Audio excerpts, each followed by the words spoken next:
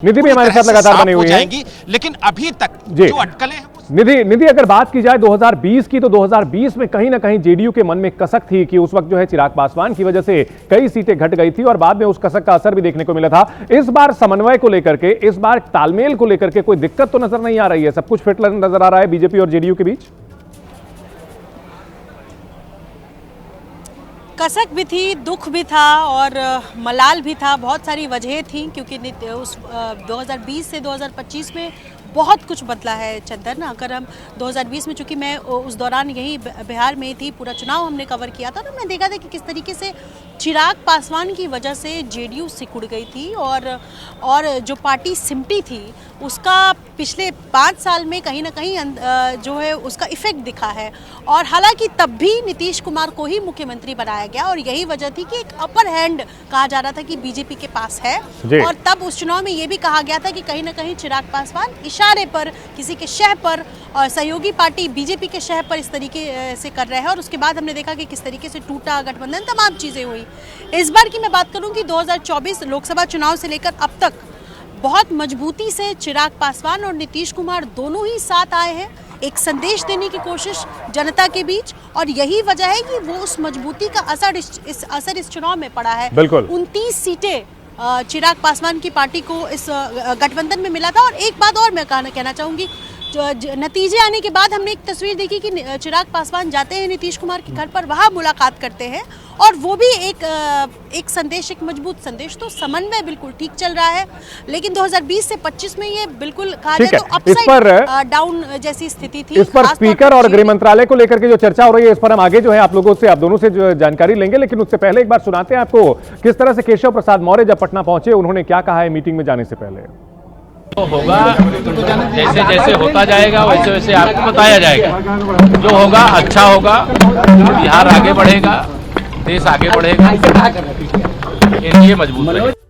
तो जो होगा वो बताया जाएगा। पहले पत्ते बिल्कुल खोलने को तैयार नहीं है बीजेपी के विधायक हो या फिर बीजेपी के पर्यवेक्षक भी। इन सब के बीच बलराम, मंत्रिमंडल को लेकर के, गृह मंत्रालय और स्पीकर को लेकर के जो बात थी, अब तक क्या फॉर्मूला निकलकर सामने आ रहा है?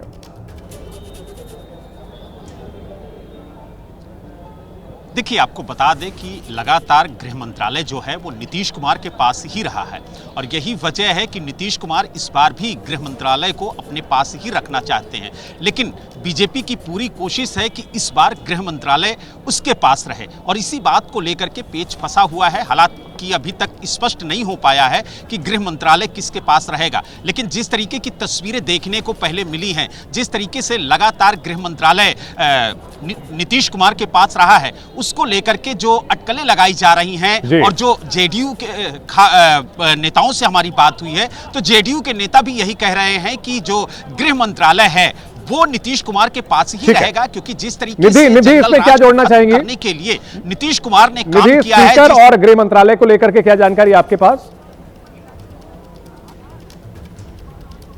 देखिए, मेरी जो जानकारी कहती है कि मुझे नहीं लगता है कि नीतीश कुमार गृह मंत्रालय अपने पास से जाने देंगे। और हमने पहले भी जिक्र किया कि 2005 से अब तक जो हवाला देते आई है यहाँ एनडीए कि नीतीश कुमार के राज में जंगल राज से हम बाहर आए हैं, तो वो किसकी वजह से संभव हुआ? जो भ्रष्टाचार पर अंकुश लगाने की बात का जिक्र करती है एनडीए, वो किसकी वजह से संभव हुआ? गृह विभाग जिसके पास है, ये माना जाता है कि सबसे बड़ा विभाग मुख्यमंत्री के बाद अगर कोई होता है तो गृह विभाग सबसे मजबूत, कानून व्यवस्था आपके हाथ में होती है। और नीतीश कुमार की राज में कानून व्यवस्था में बहुत परिवर्तन आया है, ऐसा एनडीए दावा करती आ रही है और इसी बेसिस पर एनडीए इस चुनावी मैदान में उतरी भी थी, मैंडेट भी मिला। तो मेरी जो जानकारी कहती है कि गृह मंत्रालय संभव है नीतीश कुमार आखिर तक, अगर बातचीत किसी तरीके की चल रही है, कोई जिद है अगर दोनों ही पार्टियों के बीच, तो मुझे लगता है कि आखिर तक नीतीश कुमार ये चाहेंगे कि गृह मंत्रालय उनके ही पास रहे। गृह मंत्रालय के जाने का मतलब है कि आप मुख्यमंत्री हैं लेकिन आपकी शक्तियां आपसे ले ली गई हैं, तो नीतीश कुमार के पास ही गृह मंत्रालय रहेगा। इसकी कोशिश जरूर की जाएगी नीतीश कुमार की पार्टी की तरफ से। बिल्कुल, तो अब से थोड़ी देर में यह फैसला हो जाएगा कि बीजेपी विधायक दल का नेता कौन बनता है। इसके साथ साथ तस्वीर भी साफ हो जाएगी और बिहार में लगातार सियासी गतिविधियां, सियासी हलचल काफी तेज है। और बिहार की अगर बात करें तो जेडीयू और बीजेपी दोनों की विधायक दल की बैठक होने जा रही है। इन सब के बीच अगर बात की जाए, जो अहम विभाग होते हैं बलराम, अहम विभागों को लेकर के बीजेपी के पास कौन कौन से विभाग हो सकते हैं? क्या सब कुछ रिपीट हो सकता है? इस पर हम आगे आपके पास लौटेंगे।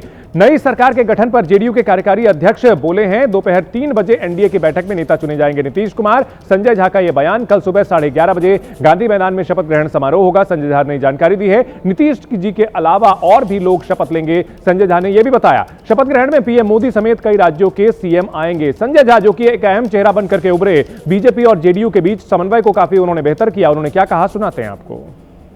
जेडीयू विधायक दल की बैठक है, जिसमें आदरणीय मुख्यमंत्री नीतीश कुमार जी को विधायक दल का नेता चुना जाएगा और फिर दोपहर में 3 बजे एनडीए विधायक दल की बैठक असेंबली में सेंट्रल हॉल में है, वहाँ जहाँ उनको नेता चुना जाएगा और सामने आदरणीय राज्यपाल महोदय से मिल करके सरकार फॉर्मेशन की प्रक्रिया शुरू हो जाएगी, जो स्टेक क्लेम करना होता है। कल गांधी मैदान में 11:30 बजे शपथ ग्रहण समारोह होगा।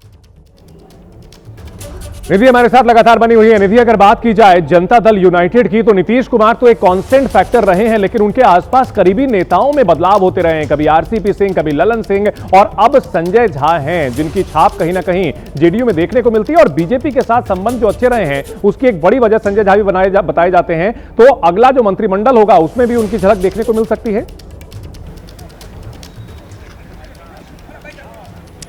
बिल्कुल, संजय झा एक समय में बीजेपी के ही नेता थे, बाद में फिर जेडीयू में शामिल हुए और उसके बाद फिर जेडीयू में नीतीश कुमार के इतने करीबी हैं कि आज की तारीख में बहुत कुछ संजय झा तय करते हैं, ऐसा माना जा रहा है और ऐसा माना जाता है। संजय झा के अलावा ललन सिंह, ये दोनों हैं जो कि एक तरीके से कहा जाए तो ब्रिज का काम कर रहे हैं बीजेपी और जेडीयू के बीच। कई बार खुले मंच से नीतीश कुमार ने ये कहा भी कि हमको पार्टी से आरजेडी में लेकर जाने वाले ललन सिंह हैं, ये कई बार नीतीश कुमार ने कहा भी है। लेकिन साथ में 2024 में जब वापस गए नीतीश कुमार बीजेपी के साथ, तो उसमें संजय झा ने एक अहम भूमिका निभाई थी जी। अब बात यह है कि एक चीज़ और मैं जिक्र करना चाहूँगी कि 2020 में जब सरकार बनी थी, उसमें संजय झा के पास जल संसाधन विभाग था, यानी वो बिहार सरकार में मंत्री थे। बाद में उन्हें राज्यसभा भेज दिया गया। इस बार नीतीश कुमार के आसपास कैबिनेट में जो उनके कई ऐसे मंत्री हैं, जिसमें मैं अशोक चौधरी का नाम लेना चाहूंगी, विजय चौधरी का नाम लेना चाहूंगी, ये सब रहेंगे। लेकिन इसके अलावा इसका भी ध्यान रखा जाएगा कि कौन उनके करीबी मंत्री हैं और किनसे 5 साल तक ठीक है, इस पर बातचीत करते रहेंगे। दर्शकों को जानकारी आपके जरिए हम देते रहेंगे। निधि,